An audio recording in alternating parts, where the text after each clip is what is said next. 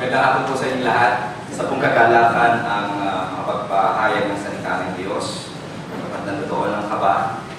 Yes, it's the first time that I'm preaching in church. Ito pong mensahe nito ay nadala ko na sa bulihan. At nakita ko po na maganda rin pong maibahagi sa iglesia, sa SGCC. At dalayan ko po nawa ay maunawaan natin ang mga talata nito. Ito po ay popular sa tawag na the parable of the Good Samaritan. At marami po tayong kaisipan na tungkol dito. Pero bago po yan, nais ko pong ibagi sa inyong isang anecdote tungkol sa dalawang magkaibigan. At nung sila ay papunta sa isang kagubatan, ito ay kilalang kagubatan na maraming mga hayop na maaaring kang makita doon. Nag-usap sila at sinabi nila na walang iwanan. Okay, walang iwanan, tayo ay thick and thin, magsasama at magpapagtagigunan sa isa't isa. That's what they intend to do. Nung pumasok na po sila sa kagubatan, hindi pa nagtatagal ay may kalayuan, nakita po nila na may malaking oso na papunta sa kanilang harapan. Sa ganitong sitwasyon, biglang yung isang kaibigan ay naghanap ng puno na maakyat. At ganun nga ang kanyang ginawa. Umakyat sa puno upang mailigtas ang kanyang sarili doon sa tiyak na pamakan. At yung isang kaibigan naman, dahil hindi niya kayang umakyat, nag-isip siya ng paraan kung paano siya makakaligtas sa malaking oso nito. At ang naisip niya ay magpatay-patayan. He dropped dead as if he's really dead. And siguro nga sa sobrang takot kailangan yung gawin niya. Halos mamatay talaga siya. So sa madaling salita, ang oso ay tamang dumaan sa kanila pong nilalakaran at ang oso sa kanya pong natural na gawi ay inamoy-amoy yung isang kaibigan na nandun kung nahiga halos patay. At inamoy-amoy sa ulo hanggang sa lumakit yung kanyang puso doon sa kanyang tenga na para bang may binubulong. At pagkatapos ito, siya ay umalis. Sapagkat ang mga oso ay hindi gumagalaw ng mga bagay na patay. Nung nakalabas na, bumaba yung isang kaibigan at curious. Sabi niya, ano ang binulong sa'yo ng oso? Ang sabi nung kaibigan na nagpatay-patayan, ang sabi ng oso, ang totoo raw na kaibigan ay tumatayo dapat at sumusuporta at ang binulong sa kanya ng oso, huwag mong pagtitiwalaan at consider mo na hindi totoong kaibigan yung umiiwanan. Of course, hindi naman sinabi ng oso yun. Hindi naman sasalita ang oso. Hindi magaling. Pero napatunayan ng itong kaibigan na ito na hindi talaga tunay na kaibigan itong umakyat doon sa puno. Now, ayoko siyang sisihin. I know a specific experience, ako mismo na experience ko. After one prayer meeting, Wednesday night, in the church where I came from before, SGCC, kami umaten, minsan ginagabi kami at malapit na mag-alas 10, natapos yung prayer meeting and nagdadali-dali kaming lumabas kasi magsasara yung gate. Pag nagsara yung gate, hindi na kami makakapasok, kailangan namin mag-travel paikot sa halang to eh. Kailangan namin umikot para maka-uwi ng bahay and that's inconvenience. So, tapos sa prayer meeting, labas na kami, maya-maya, sa aming paglabas, ako, ate ko, at saka yung pamangkin ko, anak ng ate ko, ay lalabas. Nagmamadali kami yung paglalakad. Sa hindi kalayuan, may nagkakagulo. And apparently, mission out. Dahil may hinahabol na mga magnanakaw, doon sa malapit sa church namin, sa kanto na yon ng halang, ay doon nagkakaputukan. Kung papalakad kami ganyan, parang sabi ko may kakaiba. And then maya-maya, uy, mga bata, huwag kayong tumuretso siya, nagpuputukan. Ang instinct ko, tumakbo, bilis ko. Maya-maya nagalis ko. Ang ate ko, ang pamangkin ko, nasaan? Hindi ko na po, malayo na ako talaga. Ano ginagawa niyo dyan? Tumakbo kayo. Kabang-kaba ako, nakalimutan ko na lahat. Nga pala may kasama ako. Yung mga babae, pero sila nagusyoso. Ano kaya yun? Nakakaya ako sa sarili ko. Parang ako dapat ako magtekta sa kanila, pero ako unang kumaripas ng takbo. That is true. Hanggang ngayon nahihiya pa rin ako doon because I'm supposed to be the protector of these two ladies. Pero talaga namang takot talaga ako. Kailangan ko ligtas ang aking sarili. Marirealize mo, I have to survive somehow. Now, yung parable of the Good Samaritan has probably the same point. Kung sa malayuan, maaaring ganun ang isipin natin na mensahe nito. Pero lest we miss the point of the parable, let's look again at the context. Because the parable of the Good Samaritan has a moral meaning. But I just don't ask to look at just the moral meaning of it. We need to understand the context why the parable was mentioned by the Lord Jesus Christ Himself. Alam niyo po, Jesus Christ being a master teacher would be using anything in His hand in order for Him to illustrate, in order for Him to make His point very, very clear. And definitely, this message is very, very clear to the person that He has said this parable. But of course, in the passage of time, as we know, read it, iba na ang kultura, iba na at meron tayong gustong paglalagay ng kahulugan sa parable na ito, and we may be wrong. And I hope that this afternoon will be able to recover what the meaning of this is. So, the context is this. May isa pong lawyer, siya po ay aral sa salita ng Diyos, at meron po siyang tanong, pero itong tanong na ito ay gusto niyang sabihin, hindi ko pang malaman ng sagot. Okay? But to test and to tempt the Lord Jesus Christ. We know the story. Ang Panginoong Jesucristo ay nagtuturo sa kanyang pagtuturo. Marami siyang na-offend, at yung mga na-offend niya ay nag-iisip ng paraan paano siya matitilo, paano siya mauusgahan, paano siya ultimately mapapatay. And there is a conspiracy. Now, the lawyer asked this question in chapter 10, verse 25, yung sa second half. At ang tanong ay ganito, what shall I do to inherit eternal life? What shall I do? Meron po silang kultura na may inuutos sa kanila na dapat nilang gawin, may mga ceremonial laws sila, and the lawyer probably is doing this. And as we ask the question, he knows the answer. Because this is really nothing but Theology 101. Hindi naman po mahirap sagutin ang tanong na ito. But it is really meant to tempt Jesus Christ. Tempt in what sense?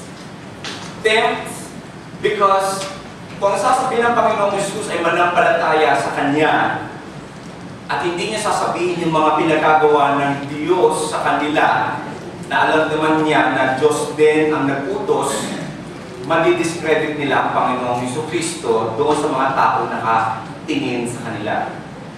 But the Lord Jesus Christ knows exactly that this is the intention of the lawyer. So He is not really there to receive an answer from the Lord Jesus Christ, but to discredit the Lord Jesus Christ. At a good teacher, a master teacher, the Lord Jesus Christ is, He knows how to respond properly. Then, ang sabi niya sa verse 26, He said to him, what is written in the law? How do you read it?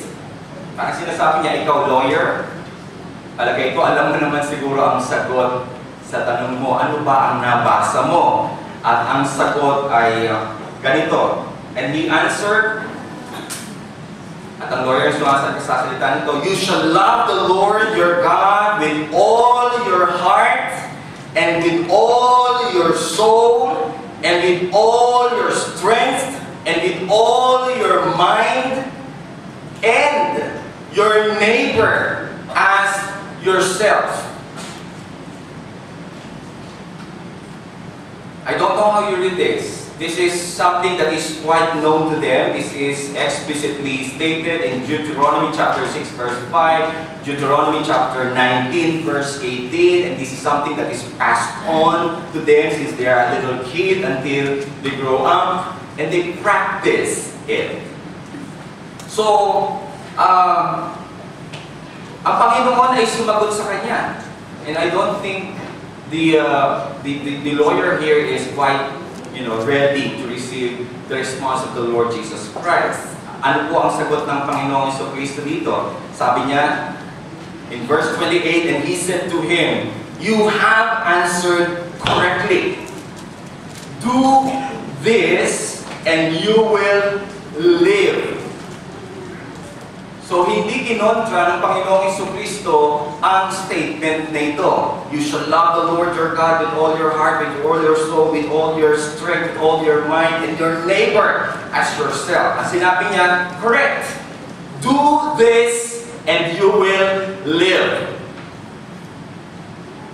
Hindi kaya salvation by works ang tinuturo ng Panginoong Jesucristo sa aspeto na ito? Kaya ba kung mag-iingat tayo? Because we might think that the Lord Jesus Christ Himself is teaching that we have to do this, and if we can do this, then we're going to live.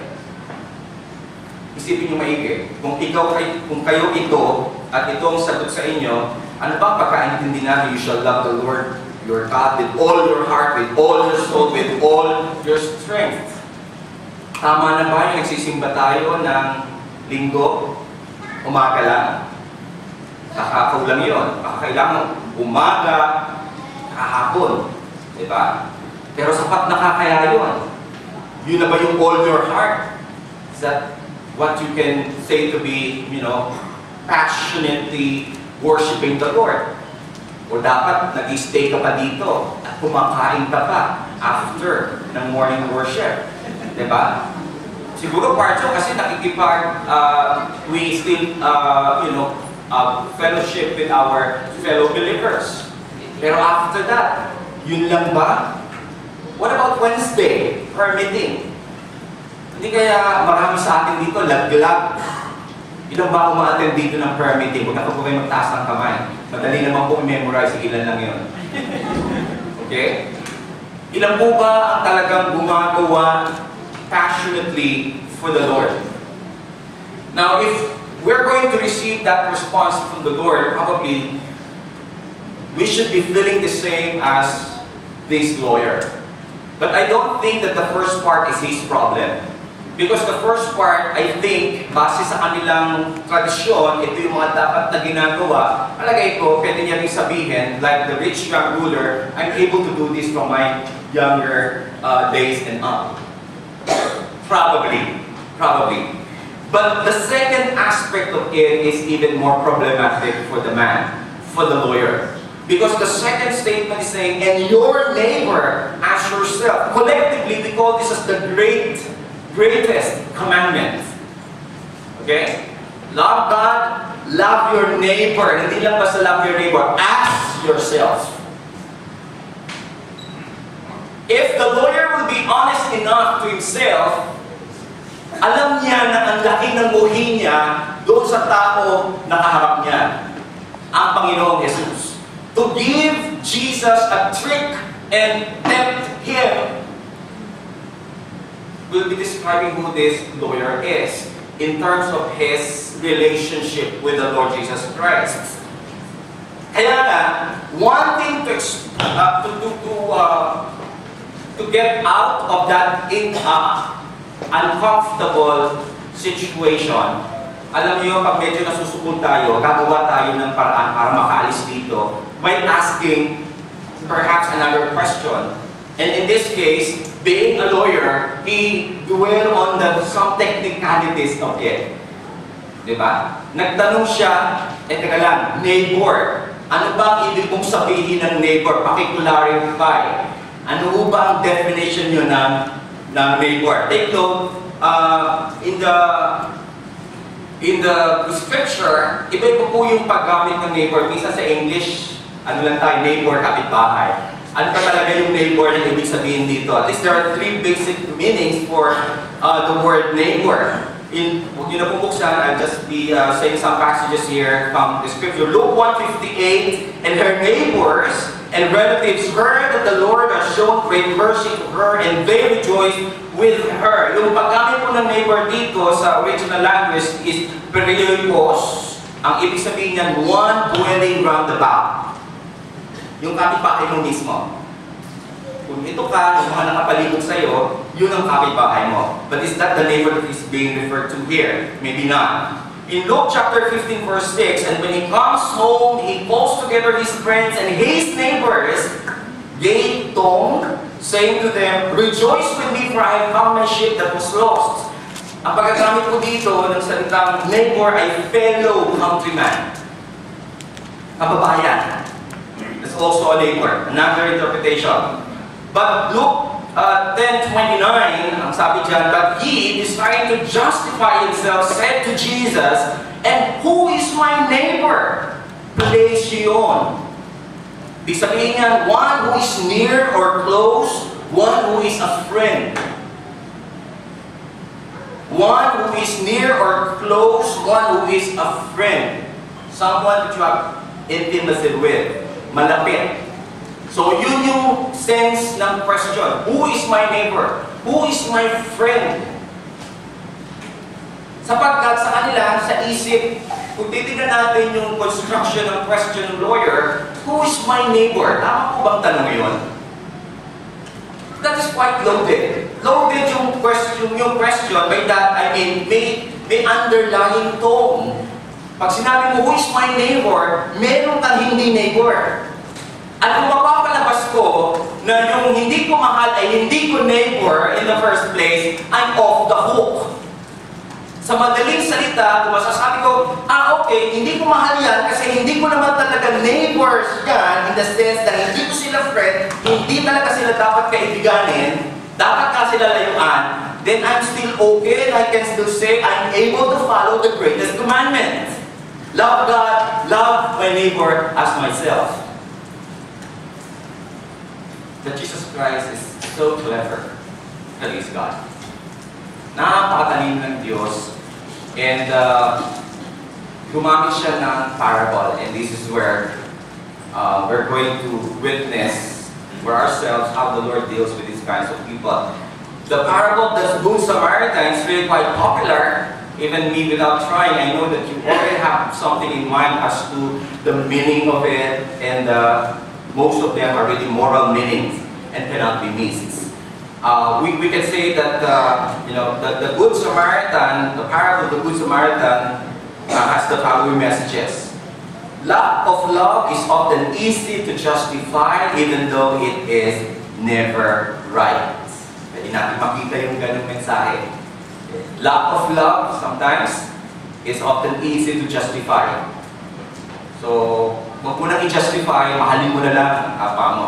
We can go into that moral meaning. Another possible meaning of it, our neighbor is anyone of any race, creed, or social background who is in need. Madali natin makita yun sa istorya. Our neighbor is anyone of any race, creed, or social background who is in need. Sapagkat yung presumably yung sugatang lalaki doon ay Hudyo, pero ang tumulong sa kanya ay Samaritano. Magkaiba yun. Okay, so yun yung posibleng isang lesson na makikita doon. Another could be, love means acting to meet the person's need. Kung talagang mahal mo isang tao, dapat ipakita mo yung iyong pag-ibig sa kanya. Now, I'm saying these are moral meanings. And hindi natin sinasabi na hindi tama itong mga meanings na ito. Pwede natin gawin ito, i-apply ito. Pero for us to say that this is what the Lord Jesus Christ is intimating as we read the scripture, maybe this is not the ultimate meaning. Another meaning could be, wherever you live, needy people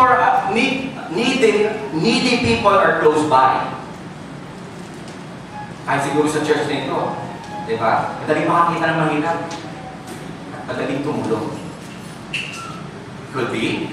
Or there is no good reason for refusing to help. Pwede niya yung mga meaning na maiisip natin as we read the Good Samaritan. And I have been reading the parable of the Good Samaritan for quite a long time. And sometimes nahihirapan akong gawin. It's so difficult really to follow the intention. And why is that? Later, I hope that you get the point. But the message that I want to share with you now is this. A ruined life of an ill-fated man rescued by unlikely benefactor. Gusto ko kong hati-hatiin natin ngayon yung parable ng Good Samaritan into three. Well, first, the notorious dangerous road. Tingnan po natin yung dinaanan nitong lalaki na ito na siguro sabihin natin na-hold ako na tawag dyan, na salvage doon sa lugar na yun. We think of it that way.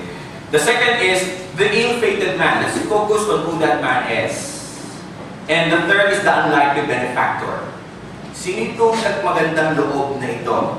At tignan po natin ang connection nila sa isa't isa. Let's first have the notorious dangerous road. Alam niyo po, from Jerusalem to Jericho, ito po ay mga 70 to 20 miles away. Ang Jerusalem ay nasa bundok, and going to Jericho, bumababa po sa sea level yan. Kaya mataas po. Basically, steep yung road papunta sa Jericho. Hindi lang steep. Parang po siyang disyerto at napakadelikado na naglalakad ka. Sapagkat walang kuryente, walang ilaw, mabato, matarik, at marami kang pwedeng paghulugan. So it's really a dangerous journey. Nonetheless, nandoon ang kalakalan sa Jericho, kaya pupunta pa rin ang ilan. Now, this road is very notorious. Meaning, pag pupunta ka dito, hindi ka dapat nag-iisa. At the very least, parang caravan. Or may mga kasama ka. You are to travel in group. Just to be wise. Pag travel kayo, mag-isa ka dyan, kuta ito ng mga masasamang loob. Almost always, pag pumunta ka dito, may mangyayari sa'yo. Walang iniwan yan, para hindi ko may taga-tundo dito. Parang ganyan po. Taga-Malabon po ako, kaya alam ko, dumadaan kami ng tundo bago ako makapunta ng Malabon. Mas pangit ko, kung pangit ang Malabon, mas pangit ko ang tundo. Okay? So, ganun po yun. Huwag kang maglalabas ng magandang girl mo dyan or kwintas na sa jeep ka, itago-tago mo yan kapag may namimitas doon. Pipitasin sa tenga pa, pipitasin sa kamay. Alam niyo po yun, sasapit lang yun, mga hold up, napakadelikadong lugar. So I look at it and visualize it like that. If we're going to understand the importance of this description, we would realize that this is not really far from where we live in right now. Sapagkat ang Panginoon ay nagtuturo patungkol sa isang malaking katotohanan.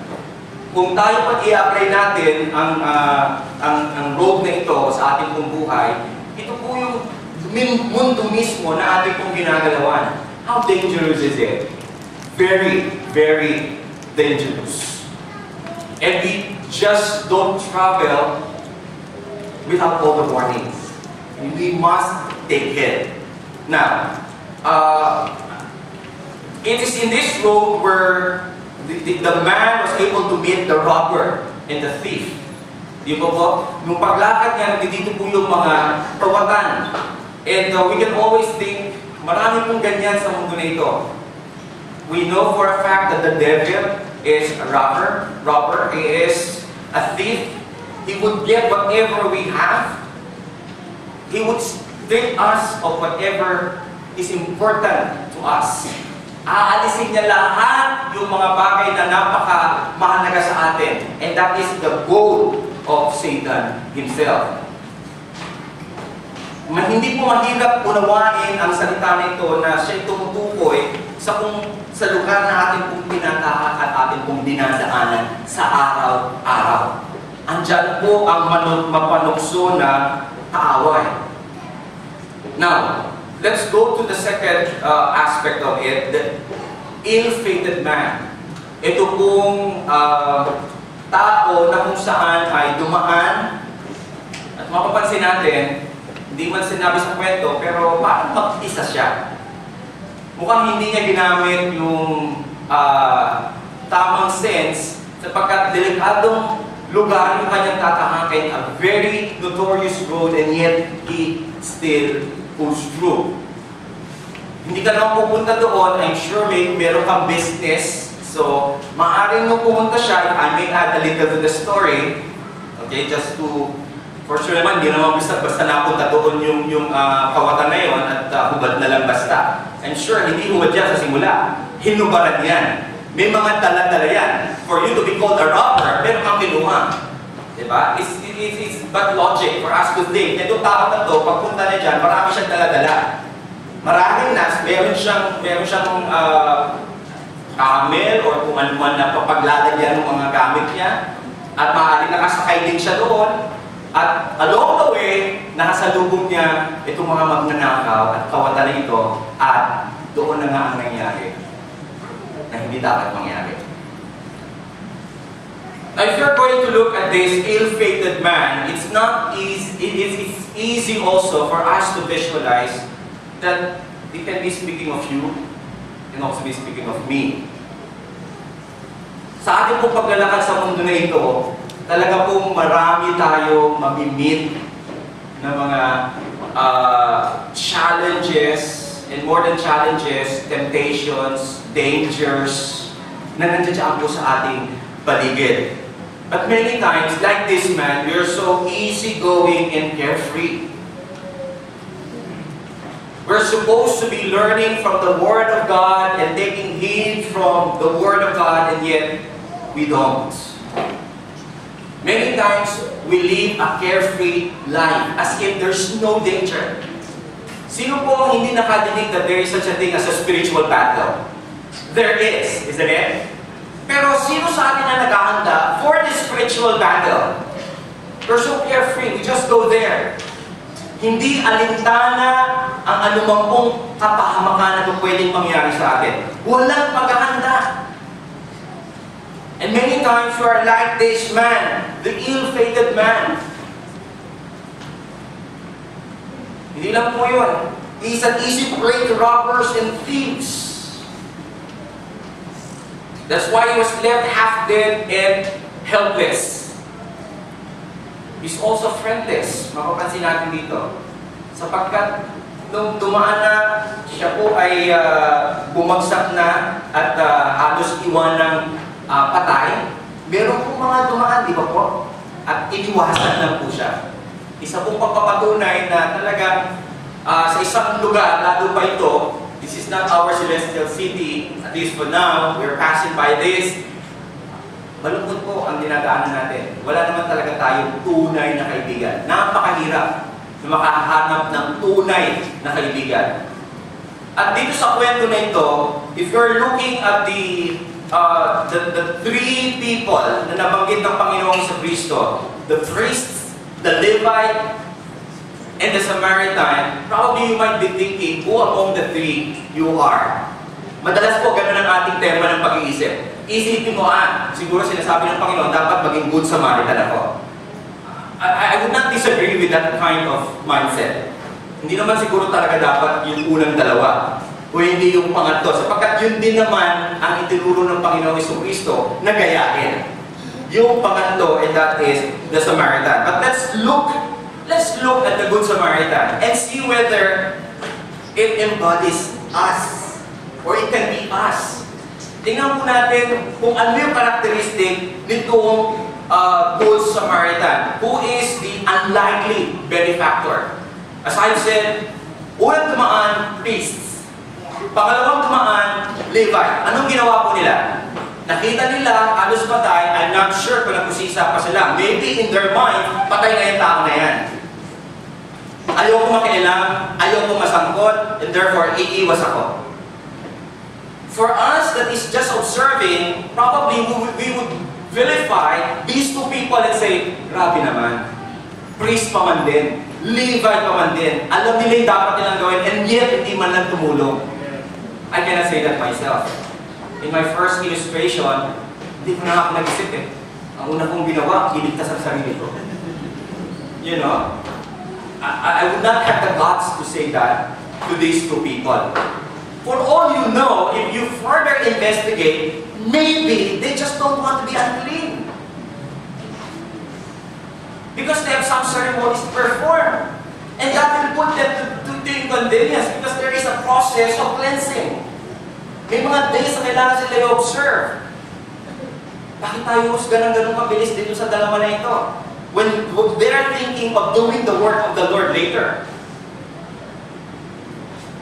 I'm not sure either. But the point is, it's almost always that we vilify the first two people, the Levites and the priests. But we can probably reconsider. Because that's not really the point where Jesus Christ is at. Ang gusto niyang tingnan natin ay yung pangatlo, which is the Good Samaritan. The Good Samaritan, if we're going to understand and study deeper this parable, and for it to be consistent with the point of the Lord Jesus Christ, is talking to himself, being the Good Samaritan himself. Remember, he was a true friend to the lame, the invalid, in Bethesda, mentioned in John chapter 5, verse 2. He was a friend to the blind man outside the temple, mentioned in John chapter 9, verse 2. He showed true compassion and concern for those who are weak during his time. In Matthew 15:32, Jesus had compassion in the multitude, seeing them that they have nothing to eat. And therefore, he provided their food, feeding the 5,000, feeding the 4,000. He just don't want to disperse them. So he asked the Father to bless the food, the very meager food and resources they have, and God did a miracle. That's how compassionate Jesus Christ is. Matthew 20:34 had genuine compassion with the needy, the two blind men. We can go on and on and on and look at who Jesus Christ was when he walked here on earth.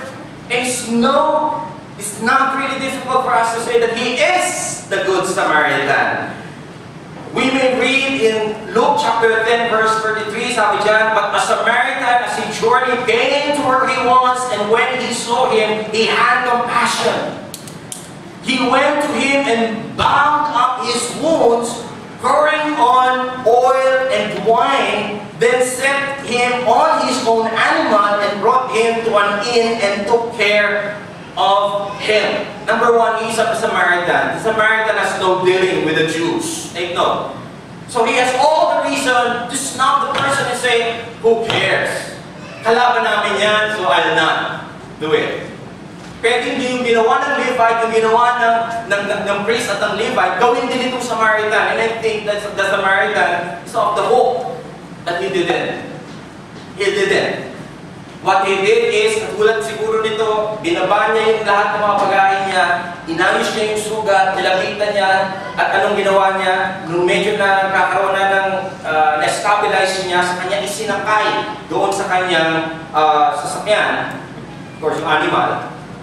At makikita natin dito, yung self-sacrificing attitude nito. Sa halip na siya yung nakasakay doon, umalis siya at inilagay niya itong tao na ito. It's not difficult for us to see the person of Jesus Christ in this man. In fact, Luke 10:35, if we continue this story, the next day he took up 2 denarii and gave them to the innkeeper, saying, take care of him, and whatever more you spend, I will repay. Then I come back. How much sacrifice? Ito bang Samaritan na ito, kilala niya? In the story, apparently, hindi. Nadaanan niya lang. Sino sa atin ang merong ganung courage to be out there in danger? Malay ko kung kaano pa lang yan, ang tawag doon? Kapapangyari pa lang nung hindi inaasahan. Pupunta ako dyan, masasampot ako dyan. Paano ko nandiyan dyan ang may magnanakaw? I-release ko ba? May dala-dala ako. Like this man, ninakawan. Pwedeng manakaw din lahat. Pwede ako mag-isip ng ganon. Pero dito sa Samaritan na to, hindi niya inisip yun. Inisip niya kung paano tutulungan ang tao na ito. Halos patay. I don't think that the man is really asking for help. I don't think that that is the scenario. Sapagkat halos patay. So wala na siyang ulira, maybe. Wala na siyang malay. So itong tao na ito, the Good Samaritan, has the courage to really investigate and look and check. At dahil doon, nakita niya na kailangan siyang tulungan at lahat ng resources niya, itinagkaloob na dito sa mama na ito. Pumunta siya, eventually sa isang inn, at pinagkatiwala niya, sinabi niya, lahat ng gastos na ma-incur, ilagay niyo sa akin. Hindi ba napipicture natin ang Panginoong Jesucristo sa tagpo na ito, na kung saan wala naman tayong direktang kaugnayan, and yet He has given Himself sacrificially, wholeheartedly, compassionately, at yun ang ginawa niya sa atin. Nag-offer ng kaligtasan katulad din sa ill-fated man na ito.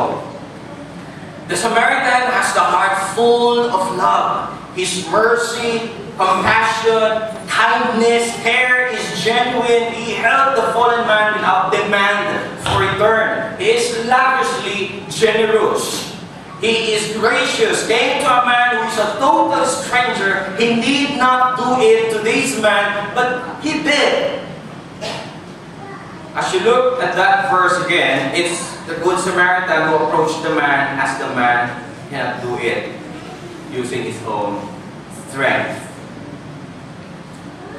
Now, sabi ko nga, intindihin po natin ito sa liwanag noong konteksto bago sinabi yung parable. So, buuin po natin istorya. What's the question again? What shall I do to inherit eternal life? This is a very, very important question. Kung meron tao na nandito, isa ito sa mga pangunahing tanong na dapat ay tinatanong nyo sa inyong sarili at hinahanapan ng totoong sagot. Be not like the lawyer. The lawyer probably knows it the way he was raised up. But this is so serious question. Napaka-importanting tanong. What shall I do to inherit eternal life? And the Lord has not been so adamant not to answer the question. He did. He did. Sabi niya, do this, the greatest commandment, and you will live. Now, going back to my earlier contention, ang Panginoon ba ay nagtuturo ng salvation by works? No, obviously. The Bible cannot contradict its own teachings. And we know in the different passages from Old Testament to New Testament, we know that salvation is by grace alone, not by works. We know that. So the Lord definitely is not teaching us to work out our salvation apart from His grace. That is not the point of this story. The point here is, like the lawyer, nung sinabi sa kanya ito, na-disturb siya. Because one, napatunayan niya na hindi niya pa nagagawa ito. At hindi niya kayang gawin. If we will stop with the moral meaning of the parable of the Samaritan, we will be struggling all our lives. Tama na ba yung nagawa ko? Naging mabait ba ako sa kapitbahay ko? Nakakapagsimba ba ako linggo-linggo? Every Wednesday nakakatiba ako ng prayer meeting? Wala ba akong mga masasamang thoughts na lumalaban sa kaisipan ng Diyos? And therefore, masasabi ko na nasunod ko yung greatest commandment. I hope just like this lawyer, na-disturb siya. At kailangan niya magkaroon ng follow-up question, but I hope not like the lawyer to excuse ourselves. Because he's looking for a time by which he can excuse himself. Saying, okay, sinong aking kapitbahay? Who is my neighbor? Who is my friend? Definitely not you. You are like a Samaritan. Di ba ganun ang tawag nila kay Jesus? He is a Samaritan. He is a demon. Yan ang tawag nila. Read your scripture and you would really realize that these are the words they wrote to the Lord Jesus Christ.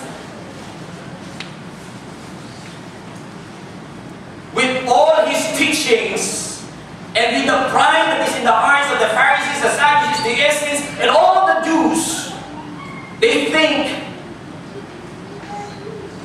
he is a Samaritan. He's not one of them. He has a demon in him. Now, when we look at Jesus Christ the same way, let's not tempt the Lord Jesus Christ. He's so dangerous. He can bring people to hell.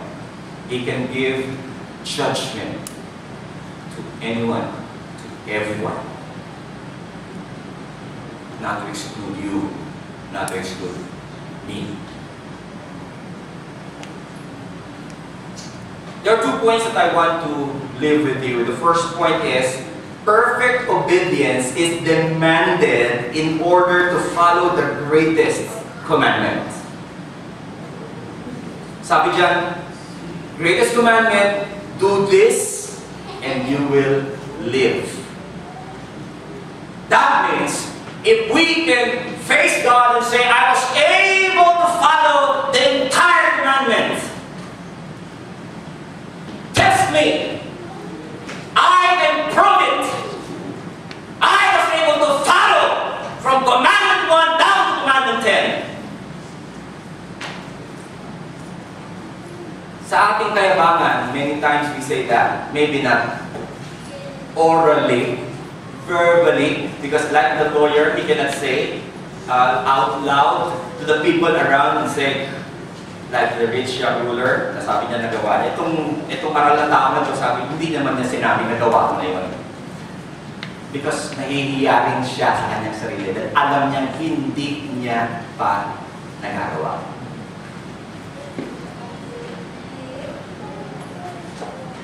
No man can do this on his own. That's what the Lord Jesus Christ is trying to emphasize when He is talking about the Samaritan. He's not talking about loving your neighbor like yung kababayan mo. Kung kapwa mo Hudyo, because they have that kind of thinking, kapwa mo Hudyo, sapagkat ang kaligtasan ay para sa mga Hudyo, sila ang dapat nating mahalin. The rest, kaaway natin, pwede natin patayin. But the Lord is saying otherwise.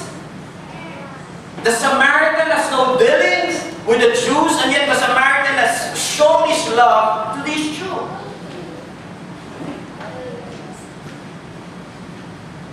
In effect, it's not just loving those who are lovable. It's really loving those who hate you. Mahirap po yun. Ewan ko po. But I will be hypocrite to say that I've loved my enemies. I would be so hypocrite to say it. If you have time, I can confess some of those people. Sometimes, I really have a problem loving. I don't know about you. How secure you are so far as loving your enemies is concerned.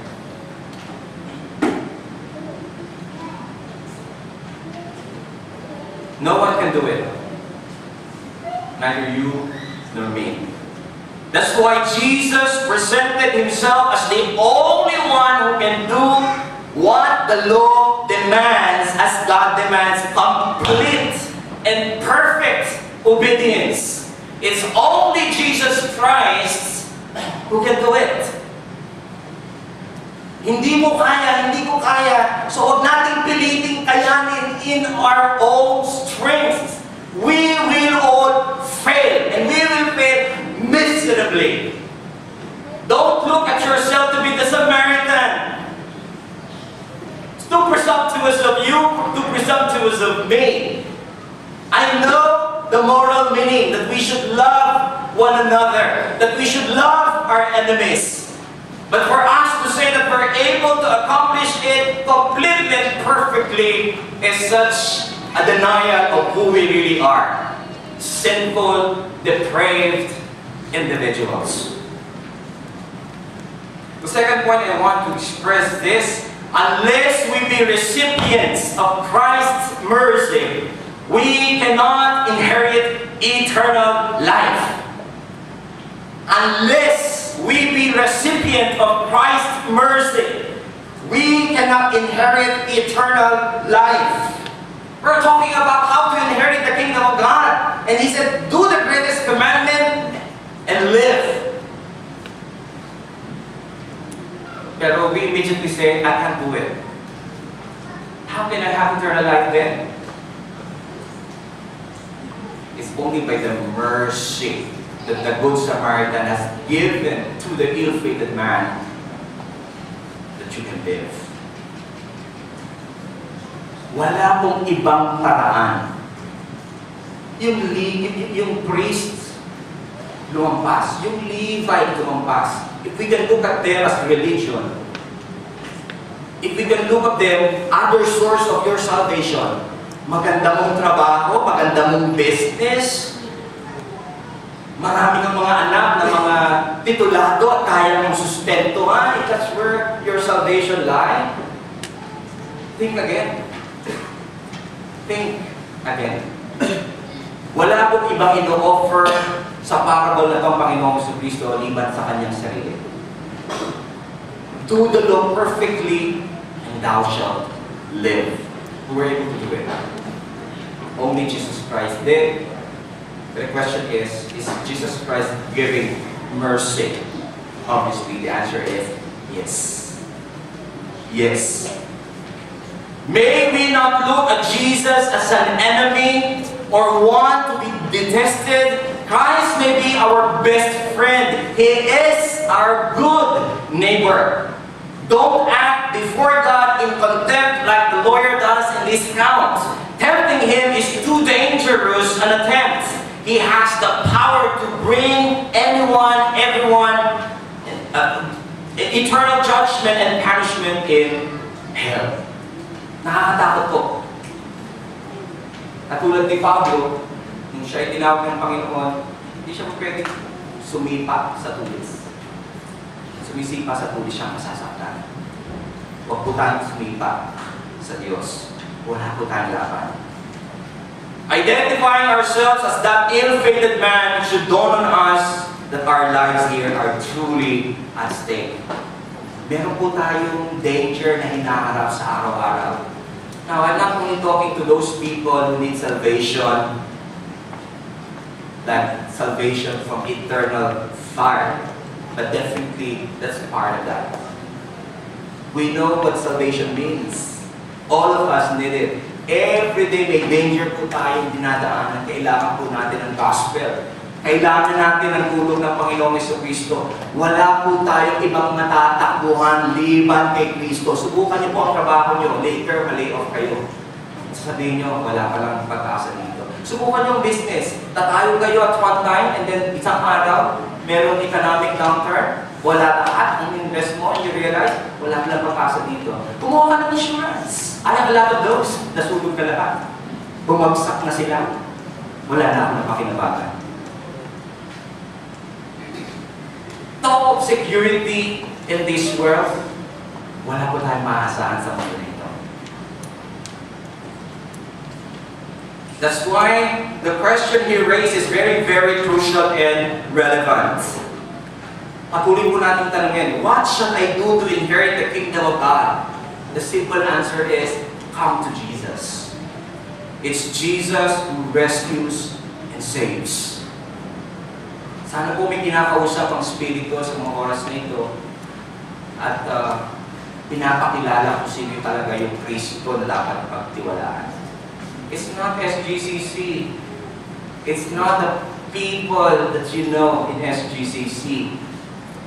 It's not something that you have right now that you get security. If that is not Jesus Christ, think again. Ikaw ay tumatayo sa kumuloy. Quicksand. You're going to perish. Cast your cares upon Him, for He cares for you. Have faith in the Lord Jesus Christ. Tayo manalangin. Panginoon, kami po ay nagpapasalamat na